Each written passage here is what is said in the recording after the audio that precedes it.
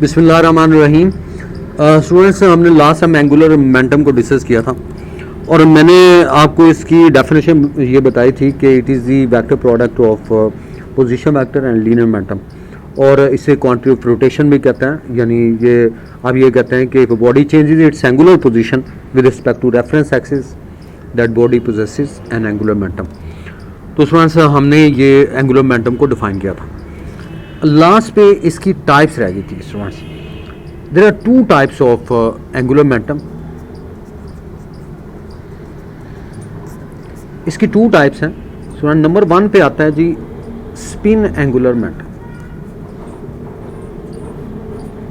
Spin angular momentum.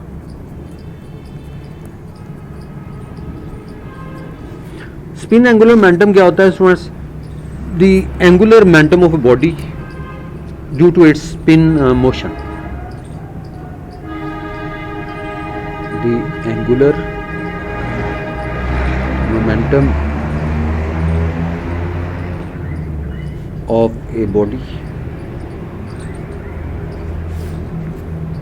a body due to its spin motion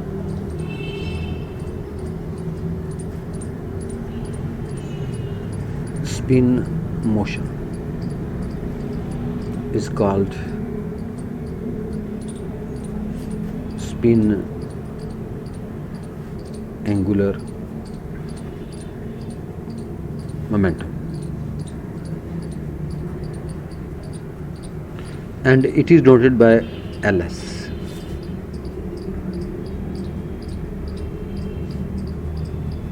इसको हम LS से ज़ाहिर करते हैं। दोबारा सुन लें। The angular momentum of body due to its spin motion, यानी स्पिन मोशन की वजह से जो एंगुलर मोमेंटम होता है ना बॉडी का, उसे हम स्पिन एंगुलर मोमेंटम कहते हैं और इसको हम LS से ज़ाहिर करते हैं। ये बात आपने ध्यान रखनी है, that is the spin angular momentum. अब इसकी सेकंड टाइप आती है स्टूडेंट्स जिसे हम ऑर्बिटल एंगुलर मोमेंटम कहते हैं। नंबर 2 पे orbital angular momentum.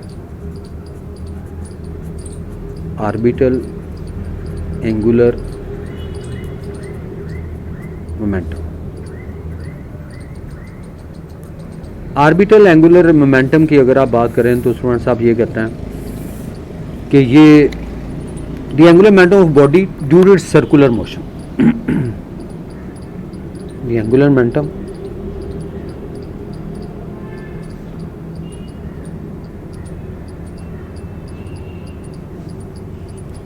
of a body due to its circular motion.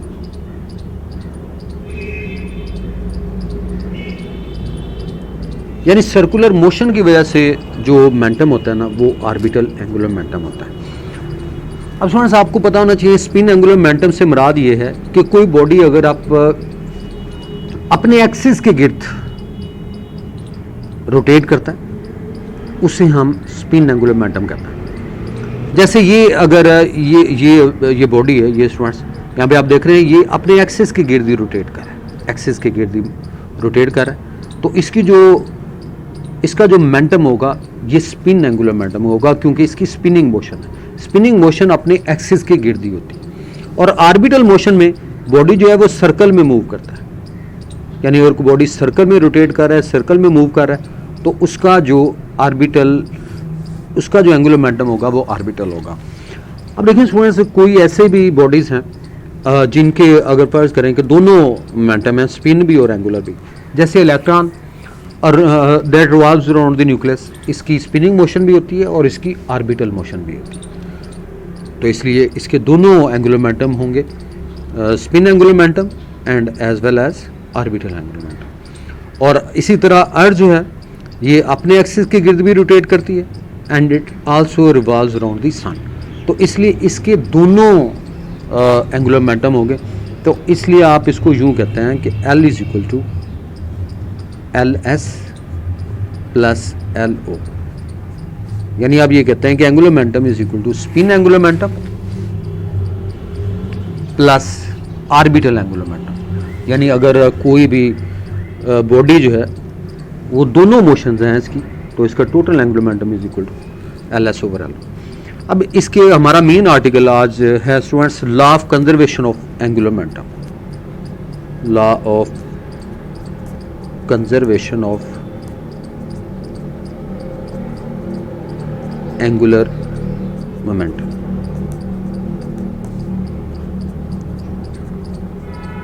Law of conservation of angular momentum की हम बात करेंगे स्टूडेंट्स। अब इसकी डेफिनेशन ये है, इसकी स्टेटमेंट ये है स्टूडेंट्स, गौर से सुनिएगा students.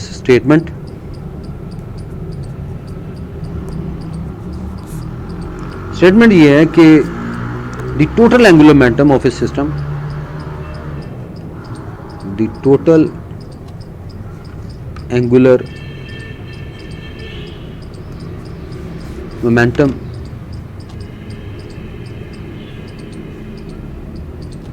the total angular momentum of a system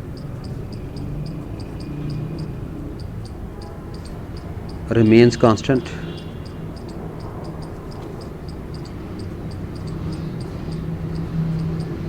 the total angular momentum of the system remains constant if no external torque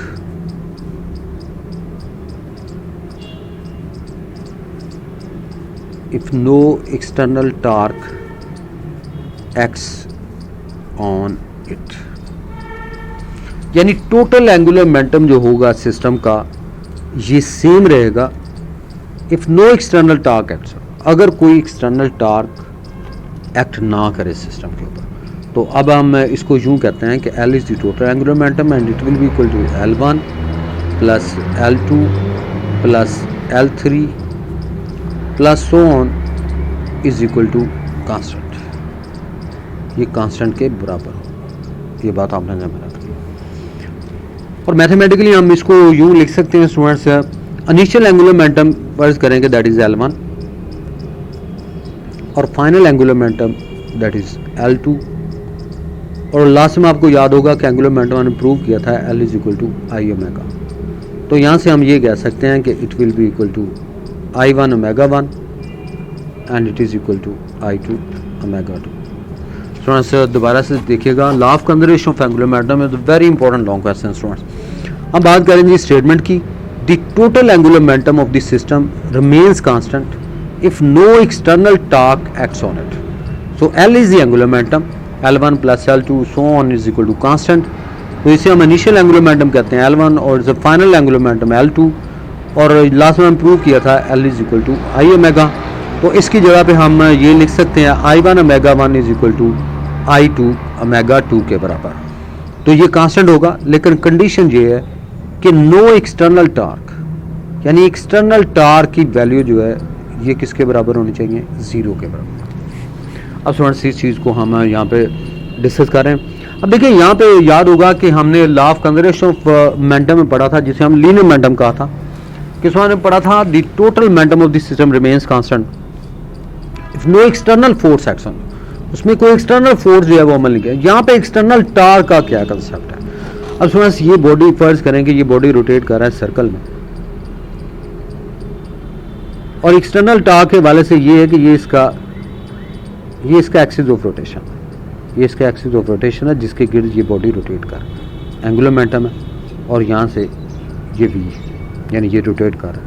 तो ये एंगुलर मोमेंटम जो है राइट हैंड रूल से अब इसकी डायरेक्शन फाइंड करो, तो ये इसका एक्सिस ऑफ रोटेशन है।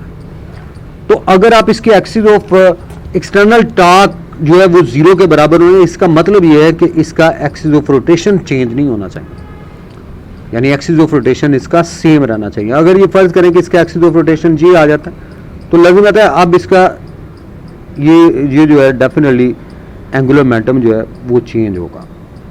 आप देख रहे हैं कि ये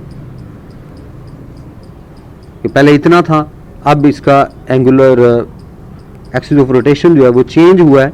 तो आपने देखा कि इसका एंगुलर मोमेंटम जो है वो भी चेंज हो जाएगा। तो कंडीशन ये है कि एक्सटर्नल टॉर्क जो है वो इस केस में 0 के बराबर, no external torque acts on it. जैसे ये रोटेट कर रहा है, ये वेलोसिटी है, इस लीनियर वेलोसिटी इस एंड पे, और यहाँ पे आप देख रहे हैं कि ये इसका एक्सिस ऑफ रोटेशन है, एंगुलर मोमेंटम की डायरेक्शन शो करेगी।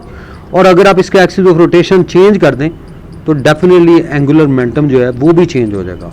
तो यहाँ से हमें ये चीज़ कंफर्म होगी कि एक्सटर्नल टार्क की वैल्यू 0 होनी चाहिए। एक्सटर्नल टार्क की वैल्यू 0 होने का मतलब ये है कि एंगुलर मोमेंटम जो है इट रिमेन्स कांस्टेंट, ये कांस्टेंट रहेगा। स्टूडेंट्स ये बात क्लियर होगी स्टूडेंट्स कि no external torque acts on it. ये चीज़ दोबारा से देख लें कि यहाँ मैं बात कर रहा हूँ I1 omega 1 is equal to I2 omega 2। तो एक्सटर्नल एंगुलर मोमेंटम होता क्योंकि I ओमेगा के बराबर है, तो इसका एक्सिस ऑफ रोटेशन जो है इट रिमेन्स है, एक्सिस ऑफ रोटेशन सेम रहना चाहिए। और अगर एक्सिस ऑफ रोटेशन चेंज कर दें तो इसका मतलब ये है कि एक्सटर्नल टार्क जो है वो 0 के बराबर नहीं है। तो इसलिए ये एक्सिस ऑफ रोटेशन आपने यहाँ पे चेंज कर दिया। ये आप देख रहे हैं चेंजेस नाउ, ये चेंज हो गया और यहाँ से हम ये कहेंगे कि एक्सटर्नल टार्क जो है, यहाँ पे आप देख रहे हैं कि एंगुलर मोमेंटम भी चेंज होगा, यानी एंगुलर मोमेंटम इस केस में चेंज हो जाएगा। तो स्टूडेंट्स इसके बाद हम इसको एक्सप्लेन करते हैं। स्टूडेंट्स एक्सप्लेनेशन आप लोगों ने गौर से देखनी है। एक्सप्लेनेशन में हम एक डायग्राम, यहाँ पे एक डायग्राम से मैं एक्सप्लेन करूँगा। स्टूडेंट्स ये डायग्राम देखिएगा स्टूडेंट्स, ये वाली डायग्राम, ये आप देख रहे हैं कि डाइविंग कंपटीशन की बात कर रहा हूँ। डाइवर है। अब आप लोगों ने टीवी पे ये डाइविंग कंपटीशन स्टूडेंट्स देखा होगा कि डाइवर क्या करता है स्टूडेंट्स। डाइवर जो है ये हॉरिजॉन्टल बोर्ड होता है जो एक एंड पे यहाँ पे फिक्स होता है, किसी वाल के साथ फिक्स होता है, यहाँ स्टेयर्स लगी होती हैं और ये डाइवर जो है इसके ऊपर मूव करके he moves across the horizontal board. ये हॉरिजॉन्टल बोर्ड के ऊपर मूव करता है, ये एंड फिक्स होता है और ये एंड फ्री होता है। जब ये फ्री एंड पे पहुंचता है he pushes the board in the downward direction, तो ये इस बोर्ड को फ्री एंड से पुश करता है डाउनवर्ड डायरेक्शन में। और जब वो ऊपर की तरफ जाता है, यानी ड्यू टू रिएक्शन, यानी according to Newton third law, he pushes the board in the downward direction and the, अब ये कहते हैं कि ये बोर्ड जो है ये पुश करेगा इसको अपवर्ड डायरेक्शन में और ये ऊपर की तरफ जाएगा। अब जब ये ऊपर की तरफ जाएगा students, while is moving upward, जब ये ऊपर की तरफ जा रहा होता है तो ये आप देख रहे हैं कि इसके arms and legs they are in fully extended position, ये फुली स्ट्रेच होते हैं। ये आप देख रहे हैं इसके आर्म्स और लेग्स जो हैं they are fully extended position में होते हैं। ये आप देख रहे हैं इस पर्टिकुलर केस में।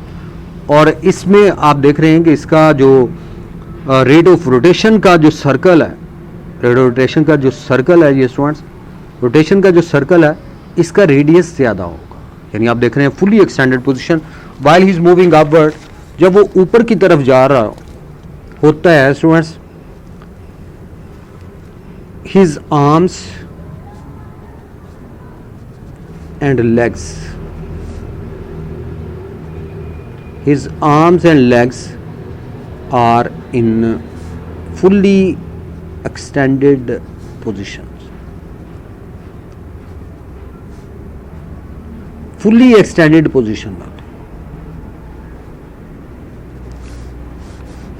fully extended position में होता है। और इसका जो यानी इसका रेट ऑफ रोटेशन का जो सर्कल है, रोटेशन का जो सर्कल है वो ज़्यादा होगा क्योंकि इसके आर्म्स और लेग जो है वो फुली एक्सटेंडेड पोजीशन में, तो इसका सर्कल जो है वो उसका रेडियस ज़्यादा होगा। हम ये ऑलरेडी पढ़ चुके हैं कि L is equal to I omega और I हम पढ़ चुके हैं I is equal to M R square. अब देखिए R की वैल्यू अगर स्टूडेंट ज़्यादा हो जाए तो लाजिमत है I की वैल्यू क्या हो जाएगी, ये भी बढ़ जाएगी, I बिकम ग्रेटर,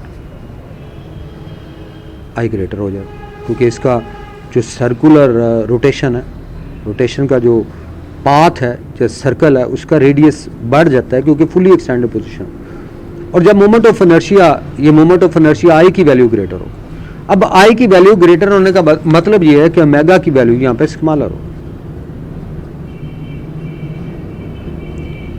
ओमेगा की वैल्यू यहाँ पे स्मॉलर हो जाएगी। एंगुलर वेलोसिटी जो है वो डिक्रीज हो, जितनी बड़ी चीज़ होती है स्टूडेंट्स जिसका साइज ज़्यादा होता है उसका रेट ऑफ रोटेशन भी ज़्यादा होता है। रेट ऑफ रोटेशन को ही हम एंगुलर वेलोसिटी कहते हैं, तो इसलिए ओमेगा की वैल्यू स्मॉलर हो जाएगी। तो यहाँ से हमें पहले केस में ये पता चल गया कि इस पर्टिकुलर केस में अब ये कहेंगे कि I is greater but omega is smaller, I greater होगा, ओमेगा की वैल्यू स्मॉलर होगी। तो स्टूडेंट्स जैसे मैंने बताया था ये चीज़ दोबारा से देख लें। इस एंड पे मैंने एग्जांपल दी डाइविंग कंपटीशन की, जब भी डाइवर जो है ये हॉरिजॉन्टल बोर्ड के ऊपर मूव करता है, इसका ये एंड फिक्स होता है, ये फ्री एंड होता है। जब ये इस एंड पे पहुंचता है तो he pushes the board in downward direction, due to reaction he moves upward. जब वो ऊपर की तरफ जा रहा होता है स्टूडेंट्स, तो आप देख रहे हैं कि his arms and legs they are in fully extended position, fully extended position में होता है। और ये फुली एक्सटेंडेड पोजीशन में इसका जो रोटेशन का जो सर्कल है ये स्टूडेंट्स, ये ज़्यादा रेडियस का होगा। और जब ये ज़्यादा रेडियस का होगा तो हम यहाँ से ये कह सकते हैं L is equal to I omega. जब R ज़्यादा होगा तो मोमेंट ऑफ इनर्शिया की वैल्यू ज़्यादा होगी, क्योंकि मैथ तो चेंज नहीं होगा, मैथ तो सेम रहेगा। डाइवर का मैथ स्टूडेंट्स चाहे वो अपवर्ड जाए या डाउनवर्ड जाए, उसका मैथ जो है वो रिमेन सेम। तो इसलिए I इज़ ग्रेटर, I की वैल्यू जो है ये स्टूडेंट्स बढ़ जाती है, I की वैल्यू ग्रेटर हो जाएगी और ओमेगा की वैल्यू यहाँ से स्मॉलर हो जाएगी। ये बात आपने ध्यान में रखनी। सो पहले केस में, फर्स्ट केस में L1 जिसे कहते हैं I is greater, omega is smaller. So that is the first case. अब सेकंड केस पे आ जाते हैं। सेकंड केस में हम ये कहते हैं कि ये आप देख रहे हैं कि जब वो व्हाइल इज मूविंग डाउनवर्ड, जब वो डाउनवर्ड आता है तो अपने आर्म्स और लेग्स को फोल्डिंग पोजीशन में ले आता है। सो दैट्स वेरी इंपॉर्टेंट, यानी his arms and legs they are in folding position. Folding पहले स्ट्रेच पोजीशन में थे, अब ये आर्म्स और लेग्स को फोल्ड कर लेता है। तो जब अपने आर्म्स और लेग्स को फोल्डिंग पोजीशन में ले आता है तो ये आप देख रहे हैं, ये इसका जो रेट ऑफ रोटेशन का जो सर्कल है वो पहले की निस्बत कम हो जाता है। ये आप देख रहे हैं कि अब ये कम होगा और अब इसका जो रेट ऑफ रोटेशन का सर्कल है, रोटेशन का सर्कल ये कम हो जाएगा और इसका रेडियस स्मॉलर होगा। और जब रेडियस स्मॉलर होगा, हम ऑलरेडी जानते हैं I is equal to M R square. तो यहाँ से हमें ये पता चल गया कि इसका रेडियस स्मॉलर है, R स्मॉलर। और जब R की वैल्यू स्मॉलर होगी तो I इज स्मॉलर, तो I की वैल्यू स्मॉलर हो जाएगी। तो यहाँ से हम ये कहेंगे कि इस पर्टिकुलर केस में ये हमारे पास पहली पोजीशन थी I1 ओमेगा 1 के लिए, और अब यहाँ से हम ये सेकंड केस में हम ये कहेंगे कि I की वैल्यू जो है वो स्मॉलर हो जाएगी। लेकिन आपको पता है जितनी भी स्मॉलर चीज़ हैं जिनका साइज स्मॉलर है उसमें रेट ऑफ रोटेशन ज़्यादा होती है। रेट ऑफ रोटेशन क्या है? एंगुलर वेलोसिटी है। तो एंगुलर वेलोसिटी जो है ये स्टूडेंट्स ये ग्रेटर होगी। इसलिए आप ये कहते हैं कि while is moving downward the diver is in a close tuck position. इसे हम क्लोज टक पोजीशन कहते हैं, क्लोज टक पोजीशन, ये आपने याद रखा। अब पहले केस में आपने देखा था his fully extended position, stretch position में है, लेकिन जब वो नीचे की तरफ आता है तो his arms and legs they are in folding position, और इसकी जो पोजीशन है इसे हम क्लोज टक पोजीशन का नाम देते हैं। क्या कहते हैं? क्लोज टक पोजीशन कहते हैं। तो इस केस में आप ये कहेंगे कि I is smaller, omega is greater, यानी I की वैल्यू जो है ये स्मॉलर होगी और ओमेगा जो है वो ग्रेटर होगा। तो इन दोनों पोजीशन से हमें ये बात कंफर्म होगी। पहले केस में I is greater, omega is smaller, दूसरे केस में I is smaller but omega is greater. तो यहाँ पे आपने इस एग्जांपल्स में ये चीज़ चेक कर ली कि जब वो ऊपर की तरफ जा रहा है fully extended position, fully stretch position में, व्हाइल इज मूविंग डाउनवर्ड, ये आप देख रहे हैं कि डाउनवर्ड जब आता है तो ये आप देख रहे हैं ये क्लोज टक पोजीशन ये अपने फोल्ड कर लेता है और इसकी रेट ऑफ रोटेशन बढ़ जाती है और एक्स्ट्रा समरसॉल्ट करता है, यानी समरसॉल्ट जो है इसकी मकदार बढ़ जाती है, इसकी वैल्यू बढ़ जाती है समरसॉल्ट की। और ये जब while is touching the water, जब वो इसको वाटर को टच करने लगा होता है, ये दोबारा से अपनी स्ट्रेच पोजीशन में आ जाता है। ये स्ट्रेच पोजीशन में आ जाता है।